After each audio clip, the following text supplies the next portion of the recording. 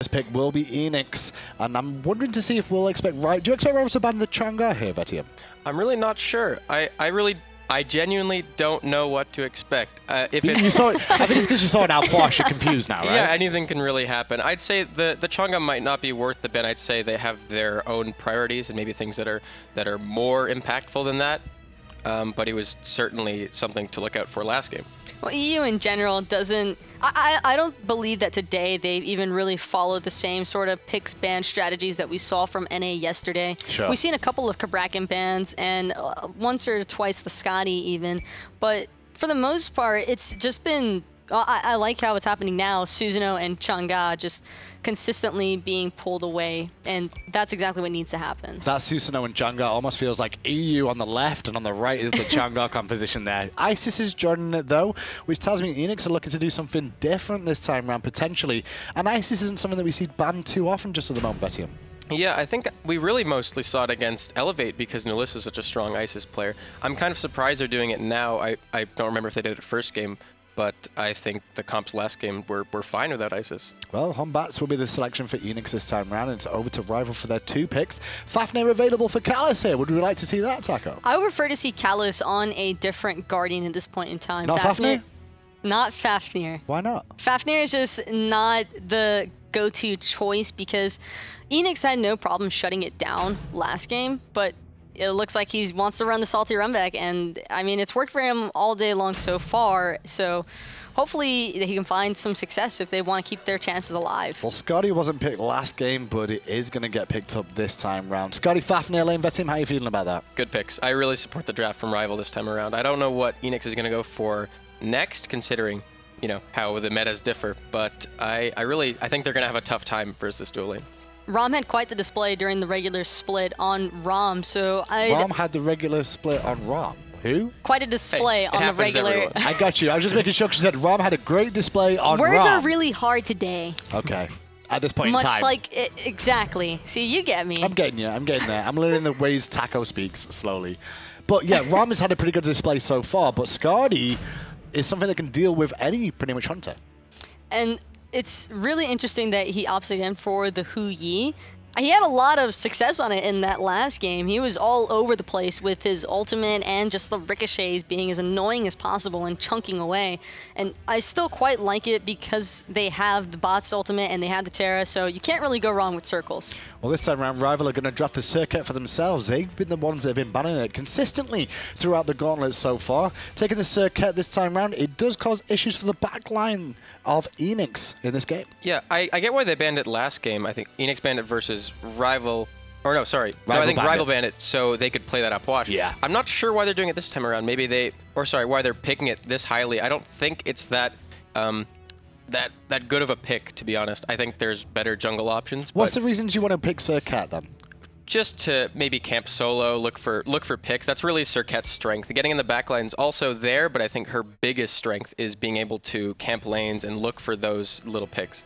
I also don't really like the Circuit pick too much, especially not when it's being paired off with the Raw, because you have the setup potential for sure, but there is that split second of an immunity frame that can be a little bit awkward to deal with when she's tossing somebody. Not to mention that Circuit is primarily single target, and it's going to be super difficult to single target even any of the picks that Eanix has so far. Just to push you both a little bit further on this though, with Circuit now drafted and Raw picked up, they've kind of got a nice little curve of how this power spec's going to go through the team. So they've got a bit of early, a bit of mid, and a bit of late game so far. Is that a bad thing to really have? Well, of course, that sounds like a great thing to have, having strengths early, mid, and late. But I really don't see the strength in that Circuit Raw combo. I think that's going to be a very difficult thing to use mid-game and late game even. Like, I don't know how... You need a lot of coordination to be able to raw snipe off any kind of Circuit setup. Sure. Well, it's over to Eanix for their final 2 picks here. It will give an idea of whether Terra will be in the support role or the solo. Zalia has run that before, as has Big Man Tings now, and only 2 picks remain. Big Man Tings, I would prefer to see him go his own style this time around. Maybe even an Amir would be nice to see him try and run just to be... It could cut off the Scotty very easily, which would be super helpful at the early stages of the game where Hu Yi might struggle a little bit more. And plus, you the hard CC is always nice to have. Really using this, all the bank time that they have remaining for themselves at Eanix here. Very important game for them, getting the 2-0 against Rival. And obviously, if they can get the 2-0 here and not show too much, they do have to play against Energy, the world champions, tomorrow. So trying to hide some pocket picks here might be wise if they can feel comfortable in it. And I like the Vulcan pickup and the Nike as well. They're just running it back very much the same draft almost. What do you think, Vetim, so far? Well, it's interesting to note, well, especially being like for Energy in the crowd watching, that they don't value Cabrakan. It's kind of strange because in NA that's such a contested pick, and normally we see that as something that really does well, but they really just don't like it. Seems like everyone seems to have looked at Cabrakan in this draft. Taco, who's taking this one? I'd have to give it to Eanix. What about you, Vetim? I'm not sure. I'd say Rival. All right, I'm going to split the difference and go neither. Let's go over to the casters and find out exactly how this game will play out. Hindu over here rooting for the Apuas. That's what he's rooting for. My question is, if neither of them win, who wins? Casters, baby. Let's go, dude. That's our first victory ever. We did it! Boy. Anyway, so Nike's going to show up one more time. Yeah.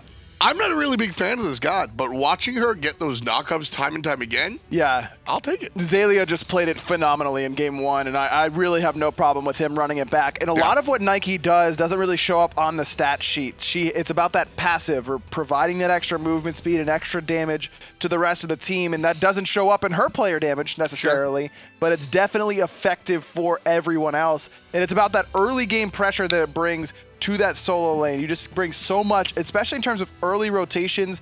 If a level 12 Nike hits you with that Ren combination as a mid laner, you're sitting down below half HP almost instantly, and it's so difficult to deal with. Last time around, Eanix brought a very specific win condition to the table. They wanted to go ahead and destroy the opponent's towers. They didn't really care about the kills. This is going to be a much different story. Let's get in the game. We'll talk about Hunbats plus Vulcan plus whatever the hell else Eanix is going to throw at the enemy. Cherio here on the monkey is going to really assist Lobster, and those long-range shots. Lobster has been one of the best Vulcans in the world for a long time. So you said that last time it was about the tower siege composition. This one is all about the team fight. There's a lot of area control when it comes to Eanix's draft. And clearly Cherio's god pool is prioritized by Eanix because they're first picking his gods consistently now. The first pick Hunbats, and we've seen him do exactly this before, starting at the enemy back camps to steal those away. He goes from here to start the red sometimes. So this is a uniquely Cherio game plan. Nobody else really does this, and what happens is you're leaving your mid laner by himself. What's the upside?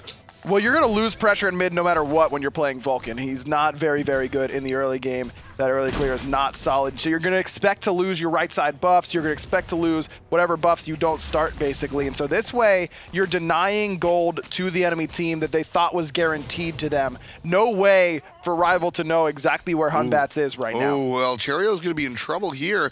I hope he has the jump available. He's half HP already, and he does. Good play coming out, making sure to prioritize the damage, or excuse me, the escape of the jump. Cherio strips away the red buff and the two little guys by the purple, which is the bigger deal. Exactly, because that allows him to hit level 2, and then he comes to the mid wave, and he only missed one wave for stealing away a lot of experience there from the enemy team. And so right there, we just see the duo lane on Team Rival hit level 2 right there. They were expecting to hit 2 a little bit earlier, and it seems like we're splitting hairs here, but that difference between level 1 and level 2 in the long lane is so important. It's everything. I mean, it really is. That's what duo lane is all about. How fast can you hit level 2 so that you can get your second ability? Because a lot of times, big stun, voted BK, big man Tings with the big land things, making it happen. Credit to Lobster, he DM'd me that yesterday.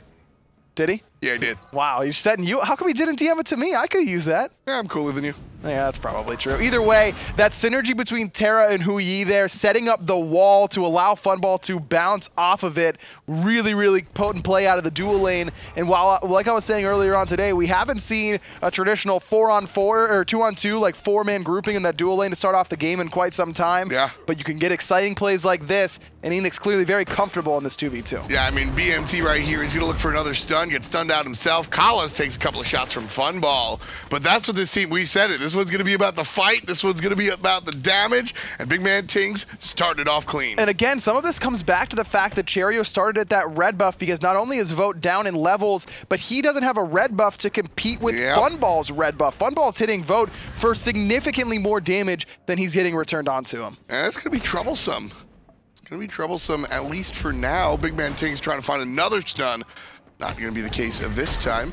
Xaylia, however, taking a lot of damage trying to keep those minions off of his own tower. Cherio trying to secure these fire elementals with the help of Lobster, but Deathwalker coming around the back could have potentially split those there. Cherio decides to just jump away and not use his ultimate in any way. Ice Baby finds him around the corner, though. There's the Purification Beads and the Fear No Evil. Ice Baby gets both defensive options away from Cherio. That's kind of what he was looking for.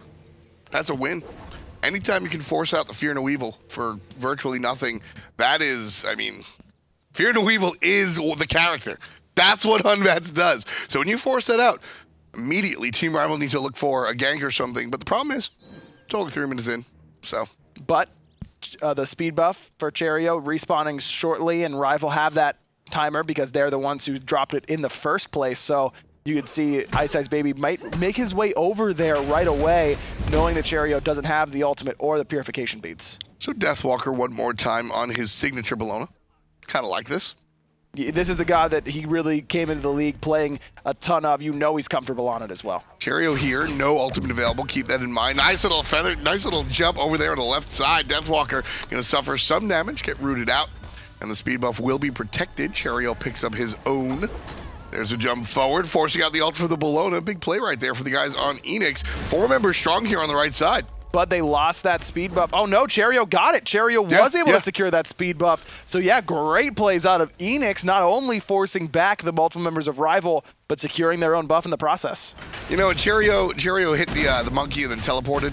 I wanted to call it the feather set. It just looked so smooth and so seamless. He just really has control of this monkey. I mean, we talked about it a lot earlier on. He's used to playing from Egypt. He's got a high ping that he's used to whenever he comes here to LAN. He can make a lot of things look real smooth, especially with the character that he's so comfortable on, like the Hunbots. Yeah, I mean, this is one of his go-to characters. Cherio made a name for himself playing Guardians and Naja. And then one of the first characters to really expand that pool was the Hunbats. So here he is in spring of 2017. Trying to make it to the Masters land with the Hunbats. Now it's Guardians, Chang'e, Naja, and Hunbats. And Thor sprinkled in. A little bit. But clearly the Guardians aren't as much of a priority as they used to be. I'm still shocked that Cabrakan went unpicked and unbanned again. I mean, Vedium on the desk was, where's Cabrakan? We off air was, where's Cabrakan? We on air are, where's Cabrakan? And all these players in the viewing room are probably asking, where's Cabrakan? So honestly, Eanix is a team. Xaylia can play Cabrakan, Cherio can play Cabrakan, Big Man Tings can play Cabrakan, and none of them pick it up. Clearly, what is that about? Maybe it's just showing energy, something that they don't want to pick, but secretly want to pick, so that energy doesn't worry about it and picks it bans. So they don't ban it and then surprise they first snatch it? That's the idea, potentially. The idea for Vote is to not fight Funball anymore because he's just having too tough a time, specifically with Big Man Things there to support him. That's what I was going to say. Funball, everybody knows that I love to give it up to Mr. Funball over here, but at the end of the day, Big Man Tings is the one making it happen. He's finding these roots, he's finding these stuns, he's making this setup look easy. And that's the dream for a hunter, is your Guardian allowing you to be the front runner and do all the damage, but just set up for you with the CC, both early kills going Funball's way. This couldn't be going any better for Eanix in the duo lane right now. Yeah, that's the dream, that's the goal, and especially this time around, knowing that it's all about the team fight. Ho Yi with an extra little buff, that's going to be good. That's certainly looking strong. How soon do we see the Gold Fury? I mean, right now we're 6.5 minutes in, probably a little bit closer to 10, maybe 10 and 11. Ice Baby forced into the Purification after that Fear No Evil came out from Cherio. Good good heads-up play there to make sure that that defensive relic's on cooldown. Here comes the dash out of Deathwalker. Turns around looking for the damage onto Zalia, where it's upside. Big Man Ting's in trouble, and Wolfie able to put his team on the board. Team Rival takes down the support for the first time all game. Yeah, just way out of position there for Big Man Tings. There's the Vulcan ultimate over the top, but it doesn't quite secure the speed buff because Rival leashed it so that Vulcan ultimate wouldn't do any damage. Heads-up play there from Rival, and they get a speed buff because of it. Yeah, Cheria tried to force that one. Not in the cards this time around, unfortunately, for him and his team. 7 minutes in here, Eanix, they took game number 1 pretty handedly. And then this time around, they took first blood pretty handedly. But Team Rival able to talk back a little bit. It's 2-1 so far. Look at Big Man Tings in the player cam. He's got his Eanix hat on. You can barely even see him. Always has been. He came through and originally. I remember him coming to LAN, fitted hat low, just like Papoose. Just keeps it all about the game, locked in. Well, he certainly is right now, despite being picked off there on the top right-hand Harpies. Both Ice Baby and Wolfie did need to expend their ultimates in order to get the kill. Big Man does lose that ward battle, though. And that's as competitive as support gets right there, man. When you both got sentry wards, trying to stand on top of your own while hitting the other one, you know Big Man's not pleased about losing it. And how excited, I mean, because usually the vision right there is free by way of the Oracles. So you see that split, and all of a sudden the supports go, I got my job again, guys. I can go ahead and ward, guys. Yeah, we spent 3 years conditioning supports to Sentry Ward Gold Fury, and then we just threw in an objective that makes that not as important anymore. And Team Rival go ahead and pick it up. So, oh well. Yeah, it wouldn't have mattered anyways. Fun stuff coming out around the Gold Fury here. Fun Ball takes a little bit of a chunk thanks to Vote, but he's still able to maintain himself. 10 and 8 are the levels for Eanix's dual lane. 7 and 9, trailing by 1 each as Team Rivals. However, the story is on the right side of the map. Lobster gets jumped on, beats away the stun. There's the ultimate out of Cherio, and that's going to be a nice turnaround. Deathwalker half HP.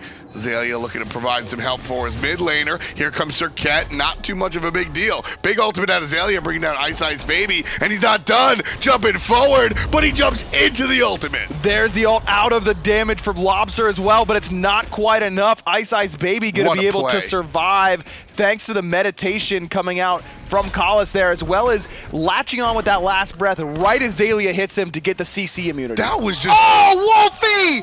Are you kidding me? Again with this raw snipe, just phenomenal, wiping out Lobster. I was just about to give so much credit to Ice, and then Wolfie comes right on through and steals the thunder with a beautiful long-range shot.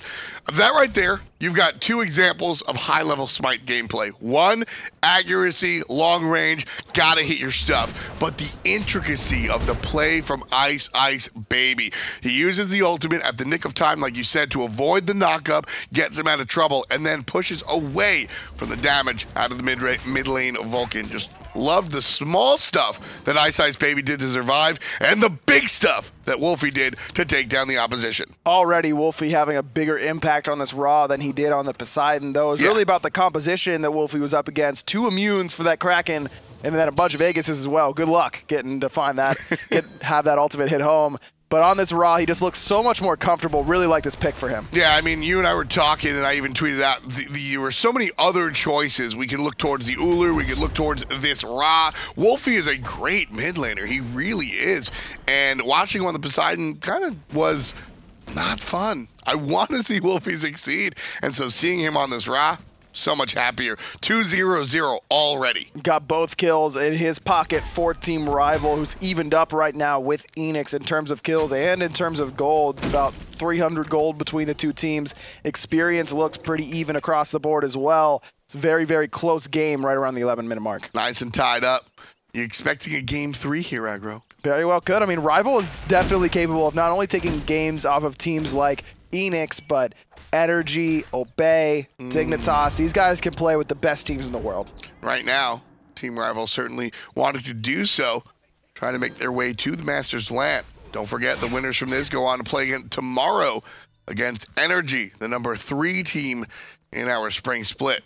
And of course, that's Masters LAN, not next week, but the week after, where we will crown the victor of the spring.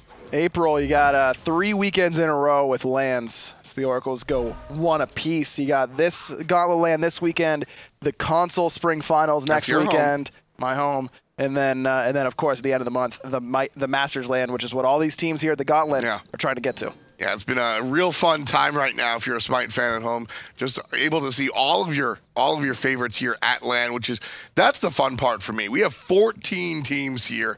That's an incredible amount of SMITE players. And just being able to take part in conversation with people that live across the world and still play the same game, it's a lot of fun. Gold Fury started here by Eanix, but Vote gonna make Funball's life difficult on that pool. Ice coming around the back, almost gets stunned out by Funball with a snipe from Wolfie's good. Again, Ice baby chases down Funball. He's gonna spread that last breath onto Cherio. And the help from the monkey was just not enough. Kala's gonna go ahead and use the transformation. Stun is strong, but no damage after the fact. Gold Fury already down to about 10% HP. Cherio's local, but it just doesn't matter. Team Rival takes it down, and Cherio gets Goomba stomped. Deathwalker on top of it. Zalia has to use that Sentinel of Zeus. Good stun for Big Man Tings to try and dissuade the chase here from Team Rival. They've already gotten 2 kills and the Gold Fury. And this one, Team Rival, not content with just the gold, looking for the tower here. 500 gold in the pocket for Team Rival as they take down the Tier 1 tower. 4-2 read the kills as we hit bad luck 13 on the clock. And Team Rival pushes forward just a little bit, and they lead by 2K. And that's that sustain from Wolfie coming into play yet again. I just love his play on this Raw so much more than what we saw on that Poseidon in Game 1. Not only the snipes, which have been absolutely phenomenal so far, but as well as just this team presence, understanding how Rival plays around this sustain. They do it really, really well, and that's exactly what they used there in that engagement after taking the Gold Fury to stay healthy enough to grab the Tier 1 tower as well. You know, I wanted to talk to you about what the Ra's building into, but I'm going to divert and look towards the Circuit. So Circuit usually goes into CDR or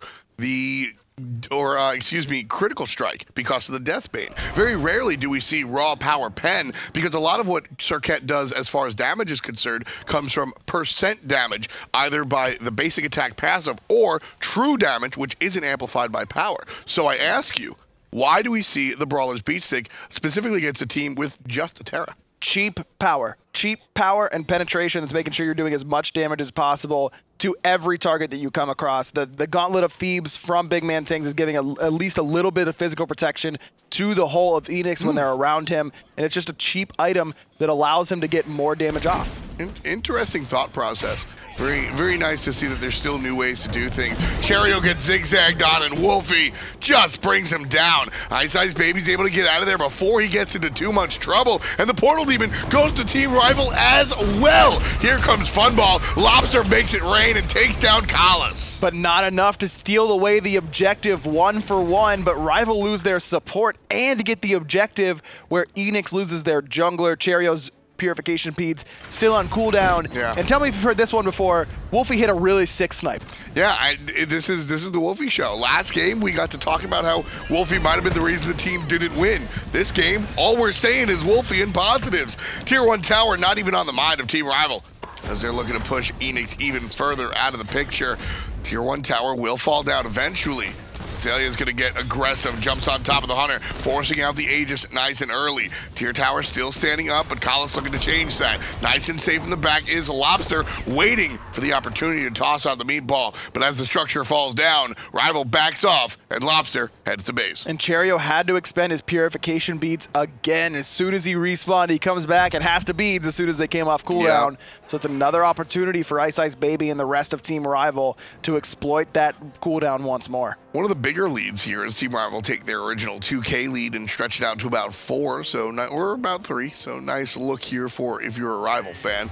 These are two evenly matched teams. I would say Eanix is the top card in this matchup, but Rival is certainly not far behind. No, without a doubt. This is a team that knows they can play with this level of caliber. Cherio again, focused out by Ice Baby. Cherio's dead here. This true damage, nothing for him to do. Gonna try and return as much as he can before he falls, but the third death already for Cherio. Ice Baby. The first time I saw Ice Baby play a game that he went out of control on was on the Circuit. And he's at 1-0-3 right now, but if I didn't tell you that slash line, you probably thought he had a lot more kills than that. He already is just impacting the game so heavily. Without a doubt. He's been setting up consistently for Wolfie on this Raw. On a character that doesn't do well early. He's not supposed to have this much impact just yet. Serket does better in the early game than she does in the late game. She's not a very great team fighter. As Ice barely gets away, using that mobility. Speed buff the focus once more. Wolfie getting low with the Aegis, the good heal there, but it's not enough. Jump. Funball cleans up his third. Xaylia coming through with that knockup aggro. So big last game, and that one right there proves fruitful again. Rival keep grouping up, and they're just waiting to get jumped on. Eanix here, 3 players strong on the right-hand side, looking to push down this tower. Likely to do so, no problem. Funball shows up, and down it'll go. Ice has returned, full HP, but no last breath quite yet. Funball pushing up way Backside. farther than necessary. There's the blink and the Deathbane. Funball forced to jump away as the tower still stands. And the nice stun sets everybody else up. Deathwalker with the kill. And there it goes. The tower does fall ultimately, but Funball dies as well. Had neither relic available. Both him and Lobster were waiting on both of their defensive cooldowns. Xaylia gets stunned. Body blocked a little bit by Kalas as well, with the heal there from Big Man Tings, and Lobster returning full HP. Not too keen on chasing that. Yeah, not quite just yet. I think it's a little bit too dangerous here for either team to look for something like that just now. 18 minutes in, we see 11 kills, 7 of which belong to Team Rival this time around. Eanix took game number 1, but it's Rival that are on top here in game 2. This is a best of 3 series, so if Purple does decide to stretch this one out, Eanix will have to be forced to play another game. Gold Fury down very low, and that one gets taken down. Eanix! Tings got it! Are you kidding me? Through the snipe from Wolfie, it was too late! Tings just walked up with the Crushing Earth and just squished the Gold Fury away. One more time, Big Man Tings with the big land things. That's how he does it, baby. That's how he does it, baby. Big Man Tings has been one of my favorite young players to watch since he stepped onto the scene. He has the instincts, he has the thought process, and he just is what a support player needs to be. Very rarely do you see BMT on the wrong side of the map, in the wrong exchange, making the wrong decision. He's not the perfect player. He's not the MVP of the league just yet, but he's on the way to becoming one of these fantastic supports that we talk about, the way that we talk about Jeff Inla and Trixtank. I think he is absolutely has that potential in him, and plays like that prove it. Xaylia gonna get taunted there by Ice Baby. Good amount of damage onto the solo laner, forces him to jump away, but still has that ultimate, still has his teleport, also has that Sunder ready to go whenever he comes back, just trying to amplify the damage that Eanix can do. So that Gold Fury steal, not just cosmetic, not just a top 5 player, a pat on the back, that ties the game. Teams are now separated by about 1,500, which at this point is a tie game. You're looking at very, very little in the lead for that number. This time trying to secure it is Team Rival Snipe, I don't like but that. again, Tink steals it away with the Hog this time. Now double roots, they're triple actually, as Vote and Wolfie right on top of each other, and Funball trying to chase down the Serket. He did it on him 2 times, twice from long range. That's gonna want to miss, but Kalas gets the transformation. Team Rival looking for the turnaround. Backside is Cherio getting chased out by the assassin. Ice Baby gets knocked up. Good play by the Vulcan player right there. Cherio in trouble. Stuck, and Vote takes him out. Still, a natural born killer gets the doubloon. Funball bites on back and takes down the Hunter. Deathwalker knocked up. Lobster running for his life. Finds a little hit from the Inferno Cannon, but that be that. 3 players dead on the side of Eanix, and Team Rival clean them up. And it's only the front line left remaining here for Eanix. Not enough damage to make Wolfie or Deathwalker or Kalas really pay for that team fight. Either way, Rival all around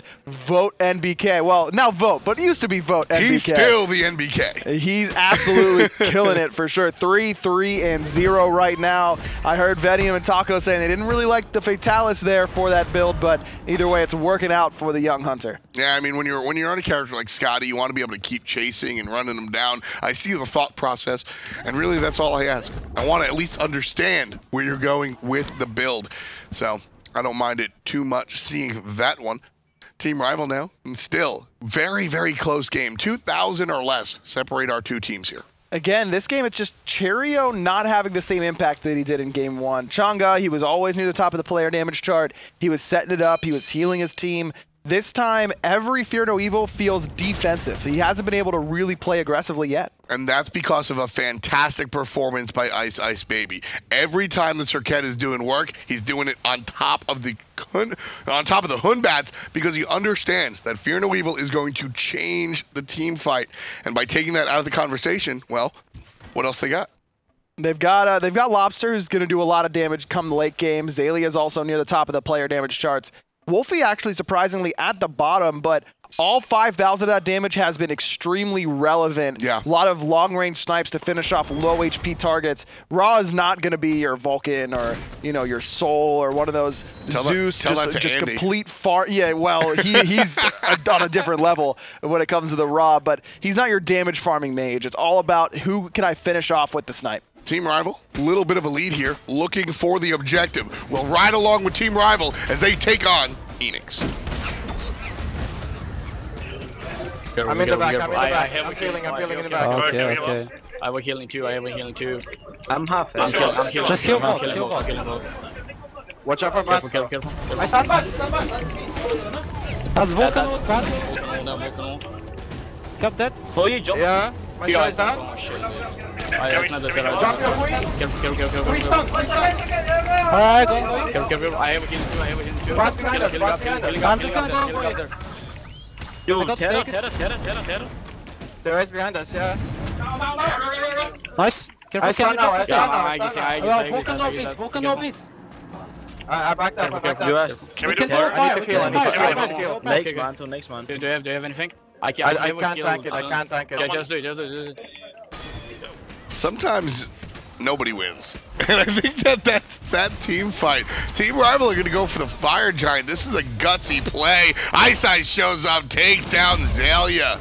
But still very low is Team Rival. Yeah, that heal was used offensively there by Wolfie. It's going to take a little bit to get there. There's a stun into Ice Baby. Fun ball. Can he get the clap? Have returned. Ting's right around the objective, but Rival are finally able to secure one away. And Big Man Ting just barely misses that one, but look how low Rival is. Fun ball not willing to chase this time around. Team Rival, they're doubling the kills of Eanix. They pick up the big Fire Giant, and they lead by 3,000, which is the largest lead of this game, which I think is perhaps the most telling stat of all. Very, very close thus far. Now a Gold Fury actually started by Eanix that may go their way. It looks like Wolfie. it will. Wolfie feeling that one. Rubbing his eyes after his team goes ahead and picks up the objective. And as Eanix takes out the Gold Fury, that one's going to shorten the lead one more time. We're looking still just about 2K. Very, very close game. But that 2K is probably, or 12K right now. Excuse me, 1,200. That's what I meant to say. We've seen a couple 12K leads at 24 minutes so far this weekend, I thought I missed a chapter. No, he did not. 1,200. It's going to probably increase, hopefully not to 12K too quickly, but with this Fire Giant on 4 members of Team Rival, only Ice Baby without it, there are a lot of towers still standing here for Eanix. There's about 4,500 gold left just waiting for Rival to take it. Right now, Rival has to make their next push. They'll look for the Portal Demon, very quickly. Fire Giant already down. They have the buff on them for a number of minutes. It looks like right side is their direction of choice. A little bit easier this way. If something goes wrong early on in this push, they can use that portal to their advantage and get right back into the thick of things. And that's exactly what they're going to do, Aggro. Team Rival here grouped up as 4 with Ice Baby waiting to make the surprise flank. Big Man Tings going to prevent anybody from wrapping around the backside. And Team Rival, as the minions come further in, will slowly push into the tower. Kalas, the first one in, tanking it up. Stun is on to Big Man Tings. There's the Blink Fear No Evil coming out of Cherio, but nothing doing off of it. No follow-up this time from Lobster. Deathwalker gets, not in a little bit of trouble. He gets poked down to 90% HP. Not too big of a deal for the tanky Bologna. Zaylia did use his ultimate, as did Big Man Tings. And again, Rival just knows how to play with sustain, specifically with the Raw. They just back up, they wait for the anti-heal items to go away, and then they get ready to fight once more. Do you think that Eanix would be in a better spot if they didn't have a Hog, but instead of Teamfight Relic? I don't know. It's gotten them a couple of objectives. Lobster, there's the blink onto him from Ice Baby, but he's forced to jump away immediately thanks to a big meatball. And there's going to be the continued fight. Zaylia in trouble, likely to fall. Vote gets credit. Off the mark is the Vulcan ultimate. And Team Rival now barking down this right side. Ice Baby still very low, lurking in the jungle, but again, it's just about this sustain, not only from the Fire Giant buff, but from Wolfie on the Raw. Ice Baby was about 15% HP, now he's about 85% HP. And the mid tower, excuse me, before the Phoenix is the target of choice. Team Rival take that one out, no problem. 1,000 gold for Team Rival, stretching them up to about 4,000, 5,000, 6,000. And they're going to keep pushing on, pushing on. Left side, still a tower. That's likely to fall next. Kalas again, the first one in. He's always seems to be ready to tank it up, which is what you expect out of your support. Deathwalker has really been tasked with handling Cherio, it seems. Chase him down on that right-hand side right before the Fire Giant. He's just always right on top of the back line whenever Cherio blinks in, and then it's waiting for him whenever he jumps out. Yeah, Ice Baby's job earlier was to control Cherio. Now it seems like he's handed it off, and it's more of a team situation because, like I said, that Fear No Evil is so important and can just drastically change the scenario. Hasn't yet, though. I mean, him and Lobster have yet to really connect on that combination. Lobster has really yet to connect on any ultimate. Despite that, he's still top of the team in player damage, still third in the game, above 15K. And that really speaks to how much damage Vulcan can do with just his standard 3 abilities. But really, if Eanix want to come back in this game, Lobster needs to hit a big ult. And he really hasn't just yet, and that's surprising. Lobster is an accurate mid player, so we're waiting for it. Of course, the ultimates do get a little bit easier when you're on the defensive because you know exactly where the enemy is, and you can certainly just dial it down the middle. So we'll see if that one translates here. 28 in. Team Rival have a baker's dozen. They're up above Team Eanix, or Eanix, just by their lonesome. And 6,000 gold. They've earned it. It's very close for a long time. And then all of a sudden, you can see around a couple of minutes ago, just bam, down goes the lead, all because of a really strong fight by the Fire Giant. But again, that was a very close fight. And while the gold lead is in Rival's favor, 6,000 gold at 28 minutes isn't nearly as devastating as 6,000 gold at 10 minutes. But 6,000 is still something to talk about. Yes, there is a lead there for Rival, but it's not going to be a huge difference in terms of the power level of these players. That's for certain. Team Rival starting the Fire Giant up one more time. Eanix are going to try and stop him. Let's listen to Eanix this time as they try and stop Team Rival on the Fire Giant. We don't need to kill him. Heal up. Below up. No.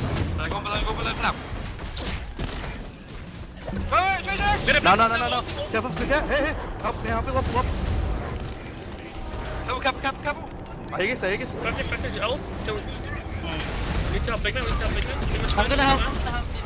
I'm out. Careful. Yeah, you're fine. Yeah, okay. I don't know. I'm just bouncing, man. I don't see shit. I have ult in 30 seconds. You're gonna heal up though. Are they leaving? To heal up as well? I'm hitting up Terra here right now. I'm just I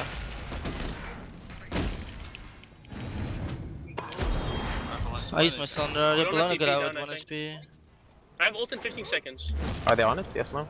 We can't Might see be. it. Not yet. No, Scott is no. here. What did they use? Heal. I don't know. Big man. Heal. They're on it again now.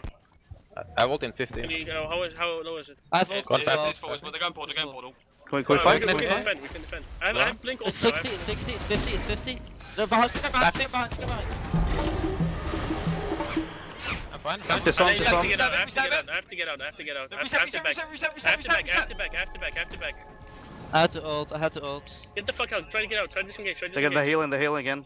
I'm coming as soon as I can. Yeah, but we can't. We can. You wait have TPs out, yeah. I have, I guess. I think we can defend. We can't defend portal. We can't defend portal. We're gonna lose this pressure. Just heal up. I have TP. Unfortunately, they're gonna make it they're gonna make me take it back. I have so much fun listening to Eanix do their thing. There's a lot of communication. Cherio and Funball doing a lot of the work. Big man Tings, there's the last breath ultimate. Decent all that time out of Lobster, but a lot of Aegises are used. Big man still pretty low after that last breath, but Deathwalker is just handling Funball in the 1v1. There's the ultimate from Funball to drop Deathwalker a little bit further away from him. Vote drops an ultimate of his own, and that's gonna be trouble. Cherio goes down. Vote one more time. 5, 3, and 1 for the Hunter. Vote just stepped up so far and was all by himself, and no one from Eanix recognized it. That was a free kill onto Vote with that positioning. Instead, he gets Cherio instead, 0, 6, and 2 right now for Cherry. You know what though, Aggro? I'm okay. If I'm Eanix, I'm okay with this. For now, yes, but I don't know if they're going to be able to defend this Fire Giant without Cherio's ultimate. That's the scary part. That's the scary part, is that as soon as they come back, they walk right through the portal. They're going to be able to start the Fire Giant. I'm not so okay with this anymore. Oh, that one's going to be tough. Fire Giant goes the way of Team Rival, and they're up 8,000 gold at the half-hour mark. 14-6 in kills, and again, it's just Cherio has not been able to be effective on this Hunbats that was first picked for them. I mean, this was the first selection. They had Cabracket on the table. They had a lot they could have gone for. The Scotty that Vote has been just destroying them with a lot of options. I think it's less about the pick. I don't mind the Hunbats pick. It's just hats off to Ice Baby. He's completely just stopped Cherio from doing anything. That's true. Ice has definitely had a big hand in it. It's just a matter of, you know, he never seemed to get off to a good start. The early pressure onto him where he loses both his ultimate and his purification beads. Yep. By the bottom right-hand Harpies. They have a team fight. Cherio dies using his purification beads, and then as soon as he respawns, Ice blinks over the wall and kills him because he doesn't have the beads. It was a tough game so far for Cherio. And just 2-1-6 on the jungle. Ice Baby. Fantastic stuff that we've been able to watch. Like I said, one of my first real memories of Ice doing work is on the Circuit, and here we are, couple of splits later, and he's still rocking it on the Circuit. I'm waiting for him to pull out the Fenrir. That's the god that I remember. The fearless Fenrir? Yeah, he really was killing it with that Fenrir at the group stages last season. I'm hoping he might bring it out here if there's a game 3. Well, certainly looking like they might have a game 3. Team Rival doing everything in their power to wind up at the rubber match. Right now, it's the left side. That is going to be sieged up. Here comes the hit on a Cherio, forced to jump away, and the Phoenix untouched just yet. Wolfie couldn't quite find the snipe that time around. Deathwalker's pretty low, and he's gone for an aggressive build on this Bologna. We're used to seeing some different builds out of Deathwalker. This time, he's got Stone Cutting Sword and Mass Immune, so a lot of extra movement speed. It's all focused around his auto attacks. He gets extra protections when he's in the middle of a couple enemies, which is great from the Mass Immune, as well as a lot of power from it. But then it's about stripping away the protections of the enemy with that Stone Cutting. And he's going to be basic attacking often and early, so he's going to be able to start the team fight like that. Cherio starts the team fight with an ult of his own. Nice stun coming out from the other side, and Deathwalker capitalizes off his own ultimate. Down goes the monkey. Not dead just yet. His Team Rival pushing forward. Lobster far out of the convo, and the mid Phoenix goes down. Now it's the left side Phoenix as Rival transitions from right to left. The AoE coerce buff from Kalas is going to pay big dividends here when trying to siege us down. And this one jumping forward is Kalas. That's going to separate the rest of the squad from the objective. Deathwalker's running away. Kalas just soloing players on the back. Takes him out. I guess there's some help. Yeah, Lobster was there. The snipe hits one from Wolfie, but no one falls because of it. Kalas really wants to stun on a Funball, can't quite find it. Funball decides to turn and try and fight. Didn't think he could make it all the way to his fountain, and Ice Baby guarantees that. Here comes down the heel, and Rival trying to take the game. Looks like we're going to see a game 3, folks. Go ahead. We're stretching out the evening. Team Rival takes out Eanix, and they take it to the 3rd. Again,